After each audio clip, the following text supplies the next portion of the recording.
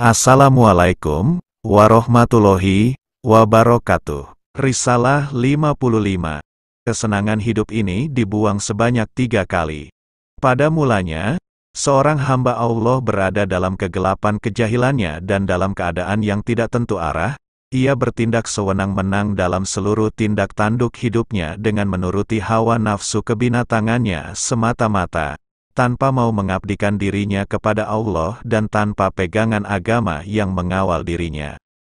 Dalam keadaan seperti ini, Allah melihatnya dengan penuh kasih sayang. Oleh karena itu, Allah mengutus seorang penasehat kepadanya dari orang-orang yang termasuk dalam golongannya yang juga seorang hamba Allah yang baik, dan satu penasehat lagi yang terdapat dalam dirinya sendiri. Kemudian, kedua penasehat ini mempengaruhi dirinya, sehingga hamba itu dapat melihat cacat yang ada pada dirinya seperti mengikuti hawa nafsu saja dan tidak mengikuti yang hak, benar. Dengan demikian, ia cenderung untuk mengikuti peraturan-peraturan atau hukum-hukum Allah di dalam semua tindak tanduknya. Kemudian hamba itu menjadi seorang muslim yang berdiri tegak di dalam hukum-hukum Allah, keluar dari keadaannya yang jahil dan meninggalkan hal-hal yang haram dan meragukan. Hamba itu hanya mengambil perkara-perkara yang halal saja seperti makan, minum, bepergian, kawin dan lain sebagainya yang kesemuanya diperlukan untuk menjaga kesehatan dan kekuatan untuk patuh kepada Allah. Asalkan ia menerima sepenuhnya apa yang diberikan Allah kepadanya dan tidak boleh melampaui batas serta tidak boleh keluar dari kehidupan dunia ini sebelum ia pergi mendapatkannya dan menyempurnakannya. Maka berjalanlah ia di dalam hal-hal yang halal dalam seluruh keadaan hidupnya ini, sehingga ia mencapai peringkat kewalian, wilayah, dan masuk ke dalam golongan orang-orang yang membenarkan hakikat dan orang-orang pilihan Allah yang menghendaki berdampingan dengan Allah Subhanahu wa Ta'ala. Setelah itu, ia pun hanya berjalan di dalam perintah Allah saja, dan di dalam dirinya ia mendengar firman Allah yang maksudnya kurang lebih, buanglah dirimu sendiri dan marilah kemari. Buanglah kelezatan dan kemewahan makhluk, jika kamu menghendaki Allah. Buanglah dunia dan akhirat serta kosongkanlah diri dari segala-galanya, merasa senanglah dengan keesaan Allah, buanglah syirik dan bersikap ikhlaslah. Kemudian, masuklah ke dalam majlis ketuhanan dan mendekatlah kepadanya dengan bersujud dan menghinakan diri serta tidak lagi mempedulikan hal-hal keduniaan dan keakhiratan, atau makhluk atau kemewahan hidup. Apabila ia telah sampai kepada peringkat ini dan telah teguh di dalamnya, maka ia akan menerima pakaian kemuliaan dan kehormatan dari Allah Subhanahu wa Ta'ala, dan Allah akan melimpahkan nur dan berbagai karunia. Lalu dikatakan kepadanya, pergunakanlah rahmat dan nikmatku, dan janganlah bersikap angkuh serta jangan pula membuang kehendak atau kemauan, karena menolak pemberianku itu bisa memberatkan aku dan memperkecil kekuasaanku. Kemudian, ia pun diberi pakaian yang mulia dan terhormat itu, tanpa ia sendiri memainkan peranan di dalam perkara tersebut. Sebelum itu, ia diselimuti oleh kemauan hawa nafsunya sendiri saja. Lalu dikatakanlah kepadanya, selimutilah dirimu dengan rahmat dan karunia Allah. Jadi, bagi dia, ada 4 peringkat di dalam mencapai kebahagiaan dan bagiannya. Peringkat pertama, ialah kehendak hawa nafsu kebinatangan semata dan ini adalah diharamkan. Peringkat kedua, ialah menuruti hukum dan undang-undang Allah, dan ini diperbolehkan. Peringkat ketiga adalah peringkat-peringkat batin, dan ini adalah peringkat kewalian, wilayah, dan membuang hawa nafsu kebinatangan. Peringkat keempat adalah peringkat keridaan dan karunia ilahi.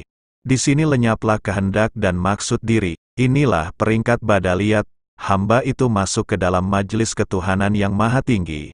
Ia berserah bulat kepada Allah dan menuruti perbuatan Allah semata-mata. Inilah peringkat di mana ia terus mendapatkan ilmu Allah dan mempunyai sifat-sifat yang baik. Seorang hamba tidak boleh dikatakan benar dan baik jika ia belum mencapai peringkat ini. Ini sesuai dengan firman Allah Subhanahu wa Ta'ala yang maksudnya lebih kurang. Sesungguhnya kawanku ialah Allah yang menurunkan Al-Quran dan dia menolong orang-orang yang baik. Oleh karena itu, Hamba yang telah mencapai peringkat keempat ini tidak lagi mempergunakan apa-apa yang memberikan manfaat kepada dirinya dan tidak pula menghindarkan apa-apa yang memberikan mudorot kepada dirinya. Ia seperti bayi di pangkuan ibunya atau seperti mayat di tangan orang-orang yang sedang memandikannya. Ia hanya bergantung kepada qada dan qadar Allah semata-mata, tanpa memilih dan tanpa berusaha apa-apa. Ia kembali kepada Allah untuk melakukan apa saja karenanya. Ia tidak mempunyai apa-apa lagi. Kadang-kadang Allah memberinya kesusahan dan kadang-kadang memberinya kesenangan. Kadang-kadang ia kaya dan kadang-kadang ia miskin papa. Ia tidak mau memilih atau menginginkan suatu posisi atau pertukaran posisi.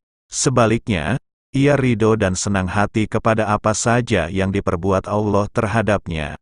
Inilah peringkat terakhir dalam pengembaraan kerohanian yang dicapai oleh para abdal dan aulia. Risalah 56. Apabila seorang hamba Allah telah mengusir segala makhluk, dirinya sendiri, kehendak, dan keinginannya, baik mengenai keduniaan, maupun keakhiratan dari dalam hatinya, maka ia tidak akan menghendaki apa-apa lagi selain Allah. Hatinya kosong dari apa saja selain Allah. Setelah itu, barulah ia sampai masuk ke dalam majlis Tuhan yang Maha Tinggi. Ia mencintai Allah dan Allah mencintainya. Allah menjadikan seluruh makhluk mencintai hamba itu pula. Kecintaan hamba dalam peringkat ini hanya ditujukan kepada Allah dan ia menginginkan kedekatan kepada Allah Subhanahu wa Ta'ala. Allah akan membukakan pintu rahmat-Nya bagi hamba itu dan pintu itu tidak lagi tertutup baginya. Dengan demikian, lelaplah hamba itu di dalam Allah. Ia berniat karena Allah, ia bertindak karena Allah, dan ia diam serta bergerak karena Allah. Ringkasnya, ia adalah alat bagi Allah yang Maha Besar. Hamba itu tidak melihat apa-apa lagi selain Allah. Kemudian, seakan-akan Allah menjanjikan sesuatu kepada hamba itu, tetapi janji itu tidak ditunaikannya dan apa yang diharapkan oleh hamba itu dari janji tersebut tiada diperolehnya. Hal ini, karena kehendak, kemauan dan pencarian kemewahan itu telah hilang. Kemudian, seluruh diri hamba itu akan menjadi perbuatan dan objek Allah semata-mata. Oleh karena itu, di sini tidak terdapat perkara dipenuhinya janji, atau tidak dipenuhinya janji. Karena perkara itu hanya terdapat pada orang yang masih mempunyai kemauan atau kehendak sendiri. Dalam keadaan ini, janji Allah bagi orang yang berada dalam peringkat ini bisa diibaratkan sebagai orang yang telah berniat hendak melakukan sesuatu perkara, lalu niat itu bertukar kepada yang lain, sehingga niat pertama tadi batal, sebagaimana Allah menukar wahyu yang membatalkan wahyu yang terdahulu, seperti firman Allah, apa saja ayat yang kami nasahkan, atau kami jadikan, manusia, lupa kepadanya. Kami datangkan yang lebih baik daripadanya atau yang sebanding dengannya. Tiadakah kamu mengetahui bahwa sesungguhnya Allah Maha Kuasa atas segala sesuatu? Surat 2, ayat 106. Nabi Muhammad SAW bersih dari kehendak dan kemauan sendiri, kecuali dalam peristiwa-peristiwa tertentu yang Allah firmankan di dalam Al-Quran. Misalnya, dalam masalah tawanan perang ketika Perang Badar, Allah berfirman, tidak patut bagi seorang nabi mempunyai tawanan sebelum ia dapat melumpuhkan musuhnya di muka bumi. Kamu menghendaki harta benda duniawiyah, sedangkan Allah menghendaki pahala akhirat untukmu, dan Allah Maha Perkasa lagi Maha Bijaksana. Kalau sekiranya tidak ada ketetapan yang terdahulu dari Allah, niscaya kamu ditimpa siksaan yang besar karena tebusan yang kamu ambil. Surat 8, ayat 67-68. Nabi adalah objek, alat Allah. Allah tidak membiarkan Nabi tetap tinggal dalam satu keadaan, satu perkara dan satu janji saja, tetapi Allah menukarkan dan memindahkan beliau ke dalam takdirnya dan membiarkan beliau memegang tali takdir itu. Dengan demikian, Allah akan memindahkan beliau dari suatu keadaan ke keadaan atau tempat dalam takdirnya dan mengawasi beliau dengan firman-Nya. Tiadakah kamu mengetahui bahwa sesungguhnya Allah Maha Kuasa atas segala sesuatu? Surat 2, ayat 106. Dengan perkataan lain, kamu berada dalam takdir atau kodo, dan qadar Allah semata. Kamu berada di dalam lautan takdir Allah dan gelombang takdir itu menghempasmu ke sana kemari. Oleh karena itu, posisi akhir kewalian adalah posisi awal kenabian. Tidak ada lagi peringkat yang lebih tinggi daripada peringkat wilayah, kewalian, dan badaliyah, kecuali peringkat kenabian. Risalah 57. Semua keadaan pengalaman kerohanian itu adalah keadaan kontrol diri, self-control, atau kesabaran, karena wali diperintahkan untuk menjaganya. Apa saja yang diperintahkan untuk dijaga itu memerlukan kesabaran. Menurut takdir ilahi, itu adalah keadaan yang menyenangkan, karena seseorang tidak diperintahkan untuk menjaga apa-apa kecuali dirinya sendiri yang berada di dalam takdir itu. Oleh karena itu, hendaknya seorang wali tidak berselisih faham takdir ilahi. Hendaklah ia tidak memusingkan apa saja yang ditimpakan atau ditakdirkan oleh Allah kepadanya, baik itu berupa kebaikan maupun berupa kejahatan. Hendaklah ia rida dan senang hati terhadap apa saja yang diperbuat Allah. Keadaan pengalaman itu mempunyai batas-batas, maka ia diperintahkan untuk menjaga batas-batas itu. Sedangkan perbuatan Allah, yaitu takdir atau kodo, dan kodarnya, tidak mempunyai batas-batas yang harus dijaga. Tanda yang menunjukkan bahwa hamba itu telah mencapai posisi takdir dan perbuatan Allah serta kesenangan adalah bahwa ia diperintahkan supaya memohon kemewahan setelah ia diperintahkan supaya membuang dan menjauhkannya. Karena apabila hatinya telah kosong dari apa saja selain Allah, maka ia pun akan diberi kesenangan dan ia diperintahkan supaya memohon apa-apa yang telah ditetapkan Allah untuknya. Permohonannya itu pasti dikabulkan oleh Allah, agar kedudukannya, keridaan Allah terhadapnya dan perkenan Allah terhadap doa dan permohonannya menjadi nyata dan berdiri dengan sebenarnya. Menggunakan mulut untuk meminta sesuatu kenikmatan dan karunia Allah itu menunjukkan kesenangannya terhadap apa yang telah diterimanya. Setelah bersabar beberapa lama, setelah keluar dari semua keadaan pengalaman kerohanian dan pengembaraannya dan setelah menahan diri berada di dalam batasan. Jika ada pertanyaan atau pembahasan yang menyatakan bahwa tidak bersungguh-sungguhnya si hamba di dalam menjaga dan mengikuti hukum-hukum atau syariat itu akan membawa hamba itu ke lembah Atsim, tidak percaya adanya Allah, dan keluar dari Islam atau tidak mematuhi firman-Nya ini, dan sembahlah Tuhanmu sampai datang kepadamu yang diyakini, ajal. Surat 15 ayat 99.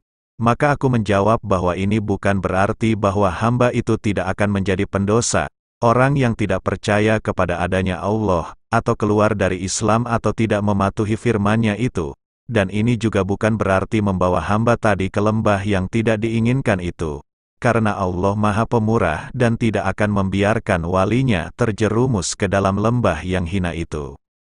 Hamba yang dekat kepadanya itu sangat disayanginya dan tidak akan dibiarkan jatuh cacat di dalam syariat dan agamanya, tetapi hamba itu tetap berada dalam pemeliharaan Allah. Allah tidak akan membiarkannya ditimpa dosa, tetapi akan tetap memeliharanya berada dalam batas hukum dan undang-undang yang dibuatnya, tanpa hamba itu bersusah payah atau sadar melakukan semua itu, karena ia terlalu dekat kepada Allah yang Maha Agung. Allah berfirman yang maksudnya kurang lebih, demikianlah, kami hindarkan ia dari dosa dan maksiat, sesungguhnya ia termasuk dalam hamba-hambaku yang ikhlas, sesungguhnya hamba-hambaku tidak ada kekuasaan bagimu terhadap mereka, kecuali orang-orang yang mengikut kamu, yaitu orang-orang yang sesat. Surat 15 ayat 42. Tetapi hamba-hamba Allah yang dibersihkan dari dosa, surat 37 ayat 40. Wahai manusia, orang-orang seperti itu ditinggikan derajatnya oleh Allah dan mereka adalah objek Allah, mereka dekat kepada Allah dan berada dalam rahmat kasih sayang pemeliharaan Allah yang Maha Pengasih lagi Maha Penyayang. Bagaimana bisa iblis akan mendekati mereka? Bagaimana bisa perkara-perkara dosa dan maksiat mencacadi mereka? Mengapa kamu lari dari rahmat Allah dan mengabdikan dirimu kepada kedudukan, derajat? Kamu telah mengatakan sesuatu yang tidak baik.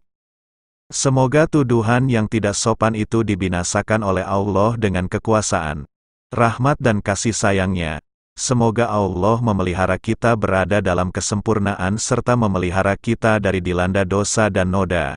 Mudah-mudahan Allah senantiasa memberkati kita dan memelihara kita dengan kasih sayang-Nya yang tidak terhingga. Wallahu a'lam bishawab. Bersambung ke risalah berikutnya. Wassalamualaikum warahmatullahi wabarakatuh.